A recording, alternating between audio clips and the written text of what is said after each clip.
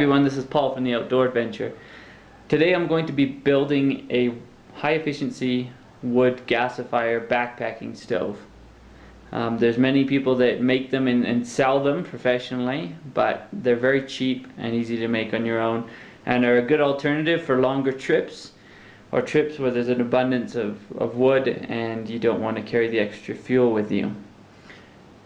So let's look at what we're going to need. We'll need 2 cans. This is a 4-inch diameter peach can, and this is a 3-inch diameter can. This is a bean can. You're going to need 2 drill bits, one of them 1/8 of an inch, the other 3/8 of an inch, a ruler, something to cut. I've got a pair of tin snips, a cheap pair of tin snips, something to punch a hole, and I've got a small file here.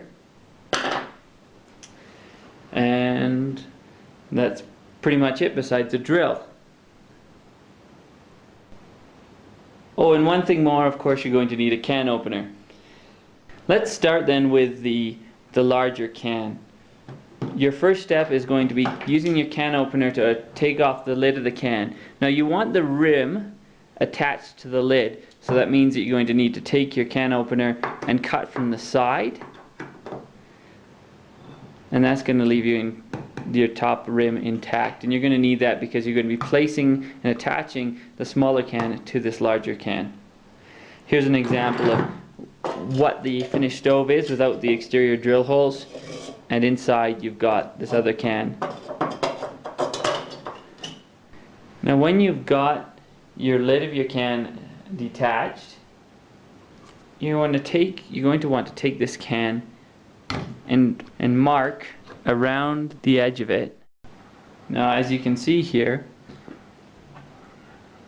the can doesn't fit exactly in one of the ridges from the top, but put the lid upside down and this can fits perfectly inside this rim. So I'll score this mark around here, and the better you score it, the easier it is going to be to use it as a guide. And then what I'll do is I'll punch a couple holes. Now with all those holes you can keep making more, or you can use your tin snips to start cutting your way around there. So there's your finished ring. Now if you find that your can has a bit of trouble fitting in there, it's good to have a good seal, but you can take the side of your tin snips or a file or whatever and push it along that rim, and that's gonna get a nice smooth rounded surface, make it easier to push the inside can into there. Alright, so I've got this done, and if you'll notice this is upside down, and the added benefit of having it upside down is that it's gonna fit snugly right on top there. As you can see, it doesn't come off. Alright, before you slide your can in there for good, you're going to want to drill some holes. So let's start drilling. Let's start with the outside can. All your airflow is going to come from the bottom of this can, and we're going to make 2 rows of holes, and they're going to feed the bottom of the inside can and the top. We'll explain the purpose of the second row of holes in a minute. So what I've done now is I've punched 8 holes all the way around the bottom of this can, and I'm going to punch another 8 offset about this height here. There's the 2 rows of holes offset, as you can see, and the next thing to do is drill them with the 3/8 inch drill bit. Now before I go and do all the drilling, I'm going to also mark my holes in the inner can, the 3-inch diameter can. And all your holes work around in a circle. You're going to want about 16 holes, and they're going to be 3/4 of an inch down from the top.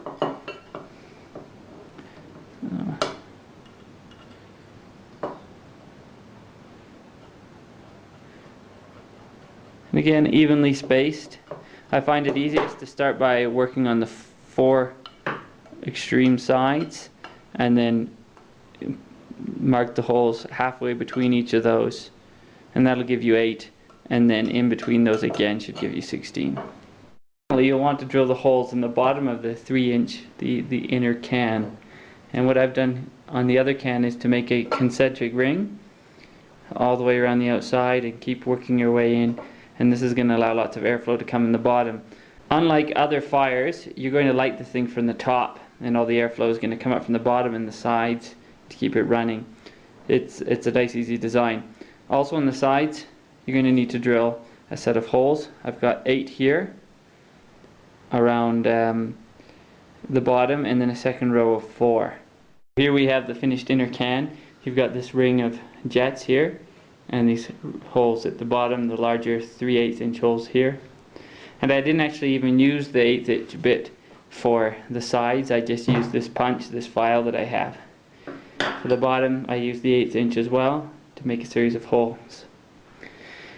Now this upper ring here is actually going to inject hot air in the top. So normally in a stove you get the heat coming from the sides of the fire, or the top of the fire, and there's a lot of unburnt gases at the top. And that's why they have afterburners, they have high efficiency wood stoves for your houses nowadays. Well, this is essentially the same thing but a lot more compact. You're adding more hot air right at the top, and you'll see later, and I'll put a little video over here at the side, of the jets and the flames coming actually from these points in the stove more than anywhere else. So let's put it together now. You take your ring, you slide it over the holes, and now it's better to have it rest right about here, just above those holes. So here's this finished stove. I poked those 4 holes in the side, and they're making it so that this doesn't move at all. What I also did is I crimped in the edges of the can, and because this lid is upside down, it acts as a seal to hold the stove together. There you go. You can pick it up by the top rim. So here's our stove. My daughter's out here to help us, so if you hear any noise in the background, that will be her. It doesn't take much fuel. Small wood, about the width of a pencil, and you just take that and you fill up the stove first. Alright, and once the stove is full, you can worry about lighting it. Alright, so now we've got the stove loaded, and we just need to light it. So you get your kindling and you put that on top. So your tinder, and you put that on top. Fill it in, and then you have a small pile that you're gonna of tinder, kindling, that you're gonna use to get the fire going, and then it's gonna burn down. I'm just gonna light it from the top. Give it a minute or so to ignite. And once this is going, and once this is burning properly, you're not going to need to add any more fuel at all during the process. And once it's started going, look at that. Yeah, look at that, sweetheart. And once it's going properly, we'll put the stove on top. Our fire is ready to go, and I put the pot stand on. Just gonna be very careful, right, sweetie? Alright, now let's go. Timer on. So at 8 minutes it was starting to boil, and now it's a bit after that. So why would you use this stove? Well, if you're taking a trip of more than 3 days, your fuel weight is going to be a lot more using an alcohol stove. But with something like this, you can pick up your fuel wherever you go. The one thing you have to consider is, what are the park regulations? There are parks that don't allow you to have open fires, and there are those that don't allow you to bring or use the wood from the surrounding area. If so, better take the alcohol stove than this. But if the rules are okay, then this is a good alternative. It takes a bit longer than your regular stoves, your alcohol stoves. It's on par with some of the other canister stoves that I've seen. Because of that, it's a good alternative.